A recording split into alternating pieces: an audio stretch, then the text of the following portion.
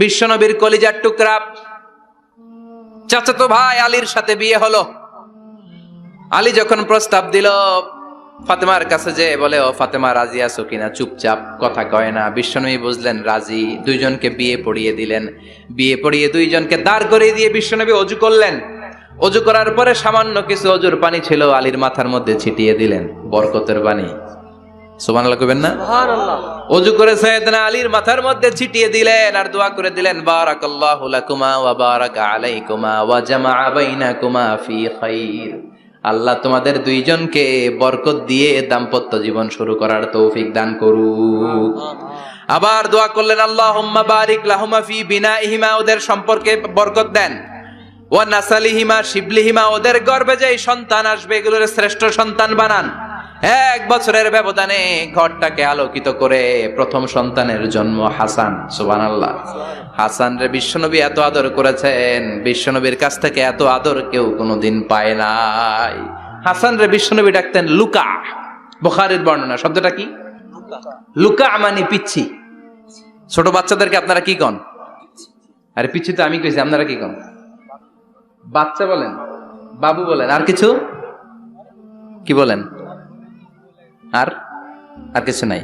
তাহলে এই যে বাবু পিচ্ছি, হ্যাঁ, এই বাবু পিচ্ছি আরবি হচ্ছে লুকা।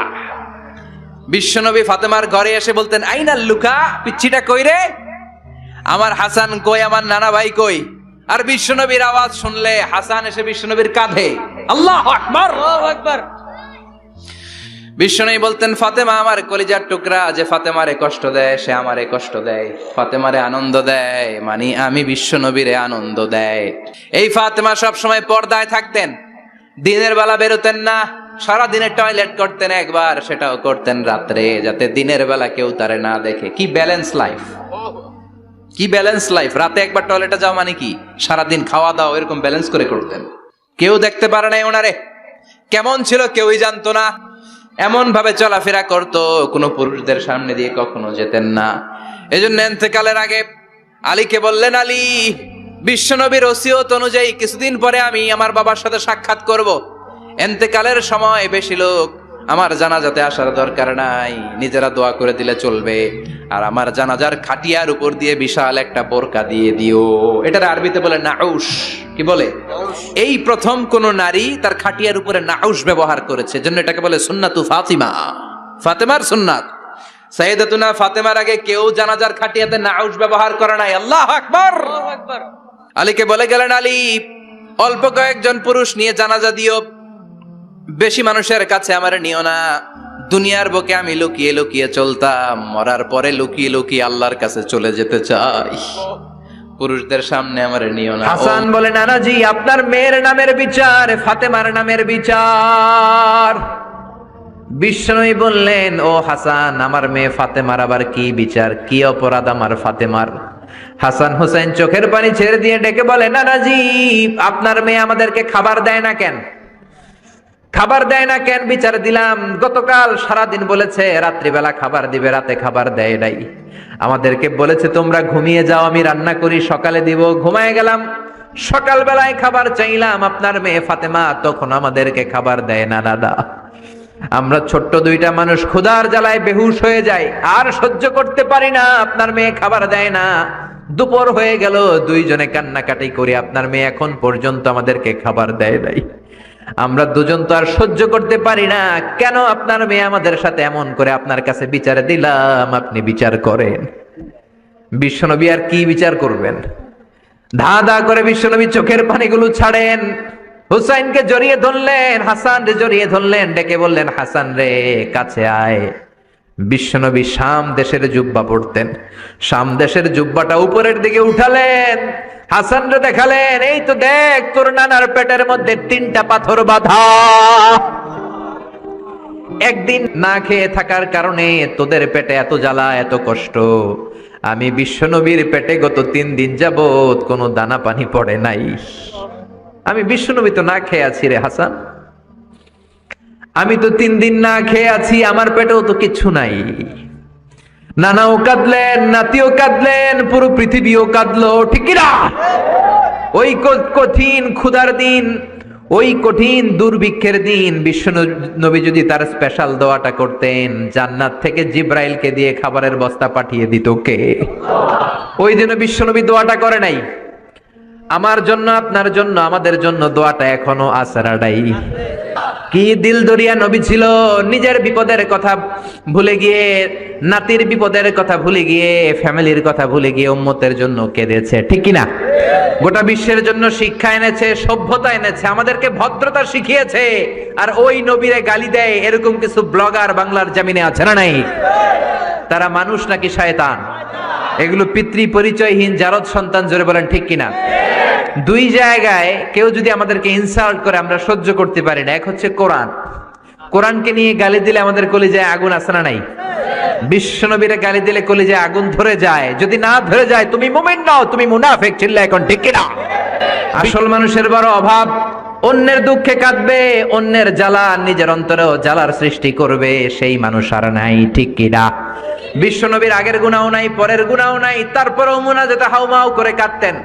তিনি দোয়ায় বলতেন, আল্লাহ ইন্নী আব্দু কবনু আব্দি কবনু আমাতিক নাসিয়াতি বিয়াদিক। ও আল্লাহ, আমি আপনার গোলাম, গোলামের ঘরের গোলাম, বান্দির ঘরের গোলাম।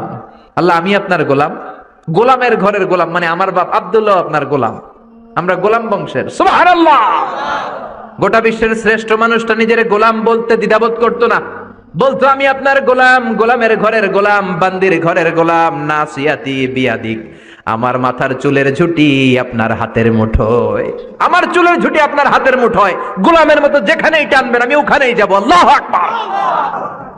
এই ছিল বিশ্বনবীর বিনয়। নিজেকে গোলাম বলতে স্বাচ্ছন্দ্য বোধ করতেন, কোনোদিন জীবনে অহংকার করেন নাই।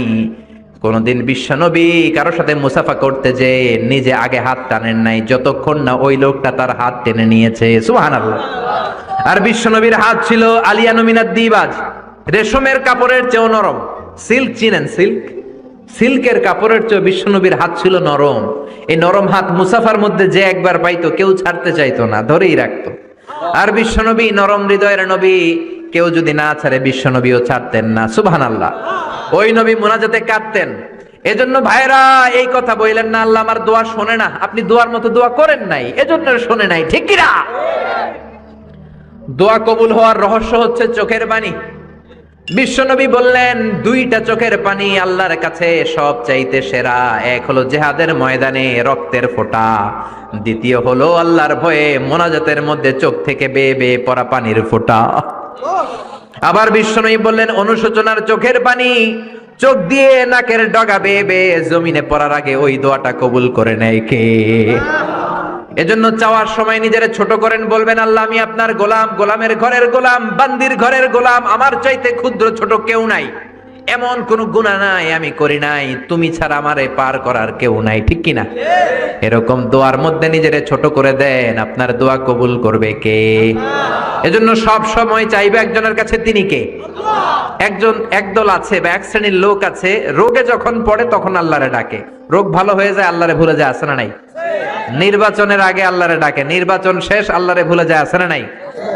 সমস্যায় পড়েছে আল্লাহরে ডাকে, সমস্যা নাই আল্লাহরে ভুলে যায়, আছে না নাই? রব্বুল আলামিন বলেন স্পেশাল কিছু সময় আছে, ওই সময় দোয়া করলে দোয়া কবুল করে নেয় কে? আল্লাহ। তাহাজ্জুদের সময় দোয়া করবেন, ওয়া মিনাল লাইলি ফাতাহাজ্জাদ বিহি নাফিলাতান লাকা আসা আন ইয়াবআসাকা রাব্বুকা মাকামাম মাহমুদা। তাহাজ্জুদের নামাজ পড়লে আপনার মর্যাদা বাড়ায় দিবে কে? আল্লাহ। এখন হুজুর আমরা তো ফজরই পড়ি না, তাহাজ্জুদ কখন পড়মু? তাহাজ্জুদ তো তাদের যারা ফজর পড়ে, ঠিক কি না? ফজরই তো পড়ে না, তাহাজ্জুদ কখন? ফজরের সময় মসজিদের বেহাল দশা। ফজরের সময় যত মসজিদে নামাজ পড়লাম খালি মুরব্বি চাচাদেরকে পাওয়া যায়, ইয়াং ছেলেরা নাই। ফজরের নামাজ মুরব্বিদের জন্য নয়, ফজরের নামাজ তোমাদের মতো ইয়াংস্টার যারা আছো তাদের জন্য, ঠিক কি না? এই যৌবন বয়সের ইবাদত আল্লাহর কাছে সবচাইতে প্রিয়। খেয়াল করে বোঝার চেষ্টা করো, যুবক বয়সে যদি গভর্নমেন্ট সার্ভিস করো, বার্ধক্যে উপনীত হলে পেনশন আছে না নাই? অনুরূপ ভাবে যুবক বয়সে যদি ইবাদত করো, বার্ধক্য অবস্থায় ইবাদত করতে না পারলেও পেনশনের হিসাবে তোমার আমলনামায় সওয়াব দিয়ে দিবে কে? এজন্য যুবক বয়সের ইবাদত আল্লাহর কাছে প্রিয়। মসজিদ তখন ধরে যখন আর কাজ করার সুযোগ নাই। মসজিদে তখন যায় যখন কেউ চাকরিতে নেয় না। মসজিদে তখন যায় যখন ঘরের কেউ তার সাথে কথা বলতে চায় না, মানে বয়স হয়ে গেছে 70। তখন দাড়ি রাখে যখন শেভ করতে গেলে হয় গাল কাটবে নয় ব্লেড ভাঙবে, ঠিক কিনা? এজন্য যুবক বয়সে মসজিদে যাও, এখন তোমাদের রক্ত গরম, যা চাও তোমরা তাই করতে পারো। যেই মুরব্বী বাবাদের দাড়িগুলো পাকা হয়ে গিয়েছে তারাও তোমাদের মতো ওই বয়সটা পার করে এসেছে, ঠিক কিনা?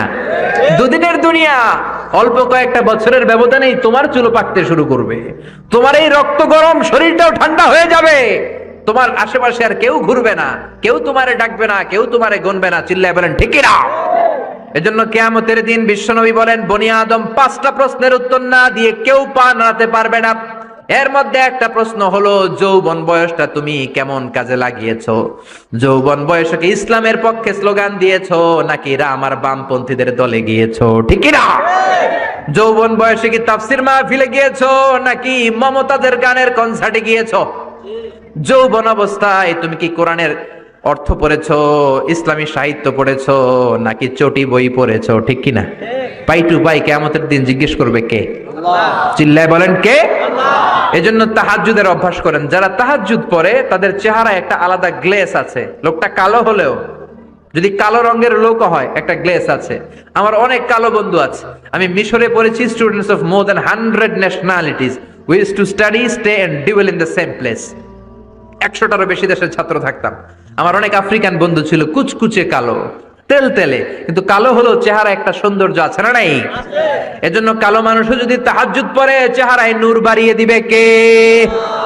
2 নম্বরে হলো আযান আর ইকামতের মাঝখানে যদি দোয়া করে, ওই দোয়া কবুল করে কে? এটা অনেকে জানে না। আযান দিয়েছে, মসজিদে গিয়েছে, সুন্নত নামাজ পড়ে বসে আছে, কখন ইকামত হবে, আরো 5 মিনিট বাকি, মাথা চুলকায়, আছে না নাই?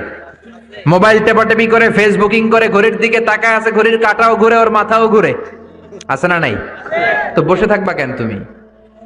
5 মিনিট সময় আছে, চাইতে হবে কার কাছে? বাজারে যাওয়ার সময় যেমনি আপনি লিস্ট করে নিয়ে যান, এটা লাগবে ওটা লাগবে, মসজিদে যাওয়ার সময় মোবাইলের টুকি নিয়ে যান, কাগজের টুকি নিয়ে যান। আল্লাহ আমার সুন্দরী বউ লাগবে, বউ দাও, দিবে কে? এই বেটা, দিবে কে? নেককার বিবি লাগবে, দিবে কে? গোল্ডেন এ প্লাস পেতে চাই, দিবে কে? উমরা করতে চাই, পাসপোর্টে ভিসা লাগে না, ভিসা করে দিবে কে? দুরারোগ্য ব্যাধি, অনেক ওষুধ খেলাম, অনেক দেশে গেলাম, কোন ডাক্তার ভালো করতে পারে না, কিন্তু ডাক্তারেরও বড় ডাক্তার আছে না নাই? কেউ যেটা পারে না, পারে কে? আযান ইকামতের মাঝখানে দোয়া আল্লাহ ফেরায় না। হাদিসে এসেছে, দুআউ লা ইরাদ্দু বাইনাল আযানি ওয়াল ইকামা। আযান এবং ইকামতের মাঝখানের সময়টাতে দোয়া করবেন। তারপরে বিশ্বনবী বললেন, দুবুরাস সালাওয়াতিল মাকতুবা, ফরজ নামাজের পরে দোয়া করলে কবুল করে কে? আল্লাহ। এই তাসবির সুন্নাত নাই। মানুষগুলো এত অস্থির, সালামের পরে কখন বেরোবে, কখন বেরোবে, মনে হয় পাবলিক টয়লেটে ঢুকছে, ঠিক কি না? মনে হয় পাবলিক টয়লেটে এসেছে, মসজিদে ঢুকেছো, আল্লাহুম্মা বলে তুমি ঢুকে গেলা আল্লাহর নাম নিয়ে। যখন মসজিদে ঢুকে গেলা, তোমার মাথার উপরে রহমত ঢালছে কে? মসজিদ হচ্ছে রহমতের জায়গা। সালাম ফেরানোর পরে তাসবিহ পড়েন, তারপরে আপনি দোয়া করেন। এজন্য সালাম ফেরানোর পরে দোয়া কবুল করে কে? আল্লাহ। এরপরে বিশ্বনবী বললেন, ইনদা নুজুলিল মাতার, আকাশ থেকে যখন বৃষ্টি নামে, ওই বৃষ্টি নামার সময় যদি দোয়া করেন, দোয়া কবুল করে কে? আল্লাহ। আর দুআউ লা ইরাদ্দু তাহতাল মাতার, তুফান, ওই বৃষ্টি না, ভ্যাপসা একটা গরম, এই গরমটাকে দূরে সরিয়ে দেওয়ার জন্য একটা ঝিরিঝিরি ঝিরিঝিরি বৃষ্টি পড়ে, ওই বৃষ্টির নিচে দাঁড়িয়ে বৃষ্টির পানি নিয়ে দোয়া করলে কবুল করে কে? আল্লাহ। জানেই না মানুষ, ঠিক কিনা? বরং বৃষ্টি আসলে গান গাওয়া শুরু করে দেয়, এই বৃষ্টি ভেজা রাতে তুমি চলে যেও না, আছে না নাই? তো চলে যাবো না, কি করবো, থেকে যাবো তোমার সাথে? এগুলো করা যাবে না। বৃষ্টি রহমতের বৃষ্টি, তুমি বৃষ্টি হাতে নিয়ে দোয়া করো। সুন্দরী বউ লাগবে, দিতে পারে একজন, তিনি কে? আল্লাহ। এজন্য চাইতে হবে একজনের কাছে, তিনি কে? কদরের রাতে দোয়া করলে আল্লাহ কবুল করে, খতমে কোরআনের পরে দোয়া করলে আল্লাহ কবুল করে, হজের মানাসিকুল হজের মধ্যে যে দোয়া করলে কবুল করে, মুসাফির দোয়া করলে কবুল করে, রোজাদার ব্যক্তি দোয়া করলে আল্লাহ কবুল করে, মাজলুম ব্যক্তি দোয়া করলেও আল্লাহ কবুল করে। এজন্য বিশ্বনবী বলেছেন, ইত্তাকু দাওয়াতাল মাজলুম, মাজলুমের বদদুয়ারে ভয় করো। ফা ইন্না লাইসা বাইনাহু ওয়া বাইনাল্লাহি হিজাব, তার আর তার আল্লাহর মাঝে কোনো পর্দা থাকে না। মাজলুম দোয়া করলেই কবুল, সুবহানাল্লাহ। এরপরে স্পেশাল দোয়া হলো মা বাবার দোয়া। এই দোয়া কোনোদিন ফিরে না, সুবহানাল্লাহ পড়েন। রাজি আছেন মা বাবার কাছে দোয়া চাইতে? রাজি আছেন তো? কোন ঘর আছে যে ঝগড়া হয় না? এরকম কোন ঘর পৃথিবীতে নাই। ঝগড়া হবে, মা বাবার সাথে মিসআন্ডারস্ট্যান্ডিং হবে, হয়ে যেতে পারে দু চার কথা, কিন্তু ক্ষমা চাইতে হবে, ঠিক কিনা? মা বাবার শুধু দোয়াটাই কবুল নয়, মা বাবার দোয়াও কবুল, বদদোয়াও কবুল। কি আজীব তামাশা! এমন যদি হয়তো দোয়াটা কবুল হয় কিন্তু বদদোয়াটা কবুল হয় না, তাহলে তো বাইসা যেতাম, ঠিক কিনা? কিন্তু দোয়াও কবুল, বদদোয়া। আমাদের সবচাইতে বড় পীর হবে আমার বাবা, সবচাইতে বড় পীর হলো আমার মা। সবচাইতে বেশি আমরা যার কাছে দোয়া চাইতে যাব তিনি হলেন আমার বাবা, তিনি আমার মা। চিল্লায় বলেন ঠিক কিনা? বিশ্বনবী মক্কা থেকে মদিনায় হিজরতের আগে মদিনায় দুইটা গোত্র ছিল। এই গোত্রের মধ্যে 120 বছর ধরে মারামারি। কয় বছর? 120। কেউ এই মারামারিটা বন্ধ করতে পারে না। গোত্র দুইটার নাম হচ্ছে আউস আর খাজরাজ। আউস খাজরাজের মারামারি। বাবা মরে যাওয়ার সময় ছেলেরা ওসিয়ত করা যায়, নসিহত করা যায়, বাবারে আমারে কোপাইছে তুইও কোপাবি। ওই বলে আবার নাতিরে কয় আমারে মারছে তুইও মারবি। তো বংশ পরিক্রমায় মারামারি চলতেই থাকে, কেউ আর থামাইতে পারে না। বিশ্বনবী মক্কা থেকে মদিনায় হিজরত করতে এসে মদিনায় বাসাবাড়ি করে 7 দিনের মাথায় 120 বছরের মারামারি থামায় দিলেন। কি নবী ছিল! মিলায়ে দিতেন। ফাসলিহু বাইনা আখাওয়াইকুম, ভাইয়ে ভাইয়ে মারামারি লাগলে মিলায়ে দাও। স্বামী স্ত্রীর ঝগড়া হলে মিলায়ে দিবেন। এজন্য মায়েরা, বোনেরা, বিশ্বনবী বলেছেন তাকফুরনাল আশিরা, মেয়েদের সবচেয়ে বড় একটা সমস্যা হচ্ছে স্বামীর নাশুকরি করে। স্বামী দিতে পারলে ভালো, দিতে না পারলে কয় তুমি আমার জীবনে কিচ্ছু দাও নাই। এরকম আছে না নাই?